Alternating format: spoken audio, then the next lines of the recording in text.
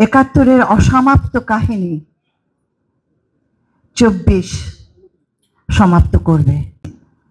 আমি একাত্তরের প্রজন্মের, আমি ৭১ দেখেছি, আমি ২৪ দেখেছি। একাত্তরের পর আমি আমার দৃষ্টিতে আমরা স্বাধীনতা এনেছি।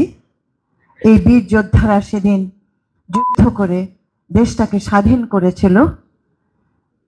বারবার এই কথা বলি, আবারও বলছি, দেশটিকে আমরা গড়তে পারিনি।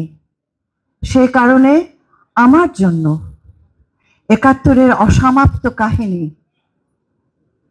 ২৪ সমাপ্ত করতে হবে। বারবার যুদ্ধ করব, বারবার আমাদের তরুণরা মরবে, বারবার আমরা, তারপরেও দেখা যায় অন্যায় যখন চিরকাল, তখন মুক্তিযোদ্ধারাও চিরকাল। তারা ফিরে ফিরে আসেন, সমাজকে, দেশকে, শিশুকে একটি মুক্ত দেশ দেওয়ার চেষ্টায়, এবং আমাদেরকে নতুন করে বিভোর করে দেয় সেই স্বপ্নে। সাম্যের কথা বলেছে পিনাকি।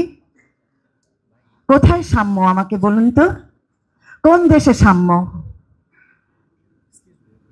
আছে? কি পেরেছে কি মানব জাতি কোনোখানে সাম্য সৃষ্টি করতে?